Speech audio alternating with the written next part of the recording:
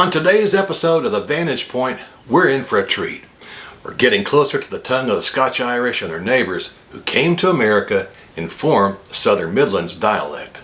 So today, we're looking specifically at the Vikings and the Normans, the last two parent groups that gave us the English found in King James Bible and the works of Shakespeare. I hope you'll join me. In 635 AD, at the request of King Oswald of Northumbria, the Celtic Church, with its roots going way back to St. Patrick in Ireland in the 4th century, sent Aidan, later Saint Aidan, from the island of Iona to establish a toehold for Christianity in northern England. Unfortunately, the Vikings in the 9th century didn't respect churches and other sacred spaces in Christianity. With their meager offerings and material items collected from adherents, monasteries were hence vulnerable to attack. The first Viking raid on England occurred in 792 at a wee island monastery called Lindisfarne on Holy Island. From there, Vikings attacked and pillaged several exposed monasteries around the Isles. The Orkneys and Shetlands, as well as the Hebrides and the Isle of Man, fell under Viking influence and even control for a time. The founding chief of the Scottish clan, Donald, was half Viking, and his name was Somerled. He became the chieftain of Argyll and the Isles. Between 914 and 922, Vikings began to settle into port areas in Ireland.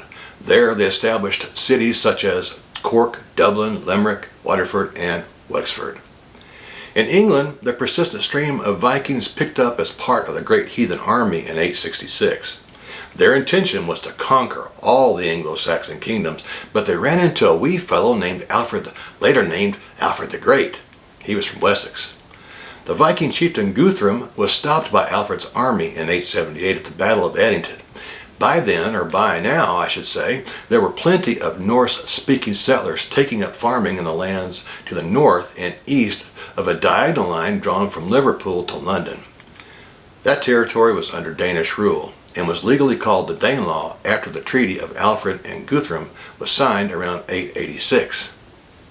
Circa 843, in the north of Britain, the kingdoms of Dalriada and the Picts were united under Kenneth MacAlpin. Part of his reason for doing so was to provide a stronger, unified force against further Viking incursions into what was now Scotland. Whether you have Scandinavian DNA or not, if your ancestors were from the Isles in Western Europe, they were greatly affected by them. This was especially true from the 9th through the 11th centuries, when Old Norse words became affixed to people, objects, and places, especially in Yorkshire, Cumberland, and Northumbria, as well as the Hebrides and the Scottish Isles. In those places, one finds words and suffixes that tell of a Viking past. I once visited Appleby Castle in Westmoreland and found that the by on the end of the word means farm. So at one time, the estate must have included a farm that raised apples. The border language went on to be enriched with other Viking words too. No doubt you're familiar with these. Ugly, berserk, muck, skull, knife, die, kirk, and cake. Give me some cake, but hold the ugly skull and the muck. Consequently, the Ulster immigrants in America, who came to Appalachia, possessed both Celtic and Anglo-Scandinavian cultural traits.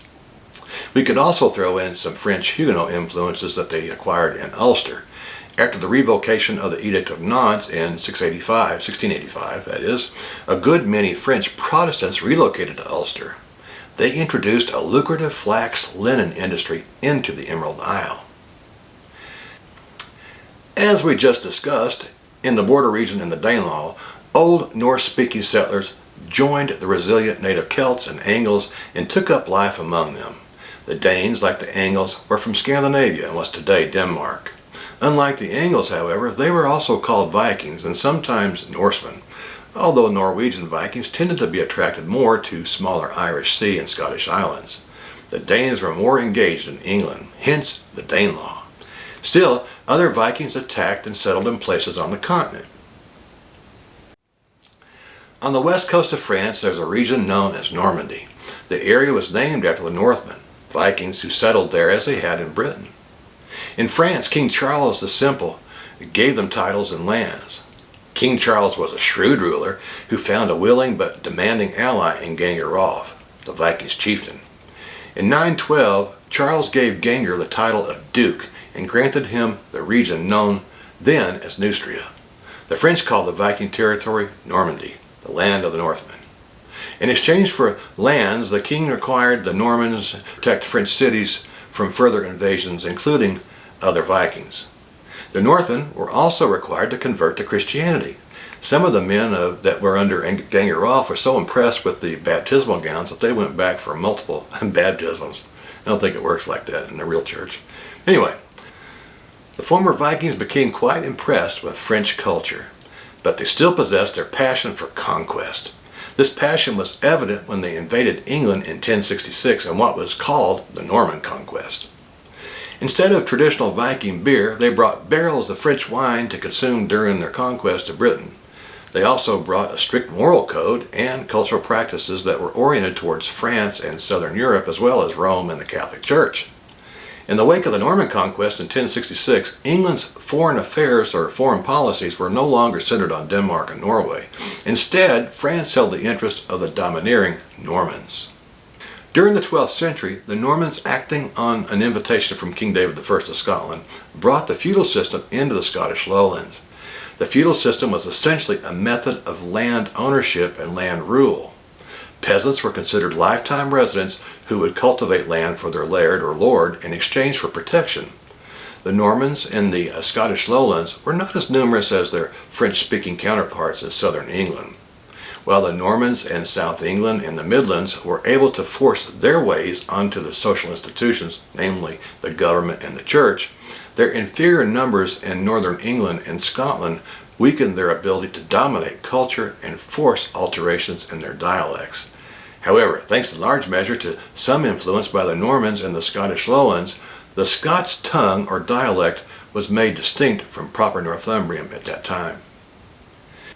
Feudalism did become the way of life in the border region, but it soon resembled the Celtic clan system. MacDonald informs us that the Norman lords became assimilated into the Anglo-Celtic way of life. Many of the Scottish clans of note are of Norman origin. For example, notable Scottish names such as the Wears were originally called De Vere in Norman French. Robert de Graham, also a Norman, was the first Graham of the famous Border clan. The Chisholm clan was also of Norman origin. Their name was spelled de Chisholm.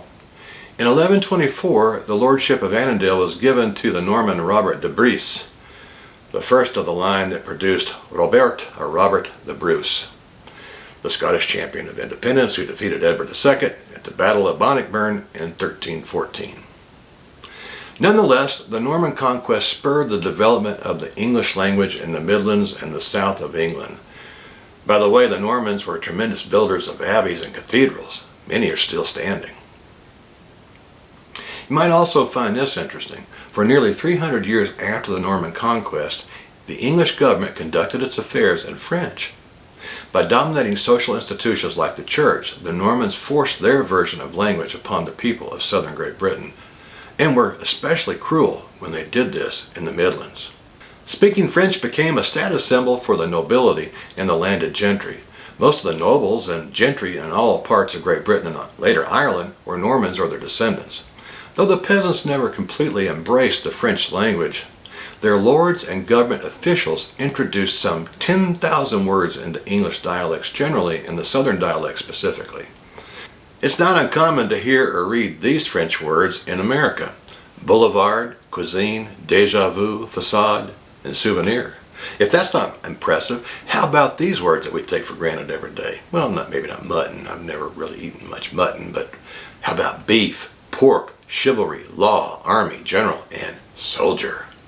In 1362, the English government passed the Statute of Pleading Act, making English the official language of England. Today, the generally regarded dialect of the United Kingdom is called British Received Pronunciation, or BRP, and it's the dialect of the universities and the upper class. In America, we have developed a slightly different form of academic English. We call it Standard English, as if we invented it. While those cultural developments were occurring in southern England, the basic culture and dialect of the Scotch-Irish was being forged in the north. At the time of the plantation movement, which began in 1606, a year before the Jamestown colony was established in Virginia, the North remained culturally in the Middle Ages. Peasants were being replaced by renters on their lords' estates. It's important to appreciate the economically depressed conditions that existed in the North, because the amenities of culture, including the arts and the use of formal and standardized languages, are only affordable to societies that have a surplus of wealth and leisure time as well as social networking to make it happen. Most villages in Scotland were located within 10 to 15 miles of the coast, so the interior of the Bonny Land was thinly settled by comparison. In 1600, there were no craft guilds to provide an industrial economic base. As a result, the people in northern England and the Scottish Lowlands had little wealth for the development or purchase of educational experiences. Change in the culture of northern England and Scotland was slow if it occurred at all. Lieberman tells us that Scotland was so impoverished at the time of the plantation movement that even the lords lacked cash. They possessed only land. When the plantation movement began, the Scottish and English peasants living near the border were among the poorest and most culturally backward people in Western Europe. Now that we've established the context of language development by showing who influenced the regions from which folks took part in the plantation of Ulster, we can now focus specifically on their speechways when they came to America and interacted with other groups in the Appalachian backcountry. We'll pick up that topic in the next episode of the Vanntage Point. I hope you'll join me. Until then, may the good Lord bless and keep you. May He make His face shine on you and give you peace. Bye-bye.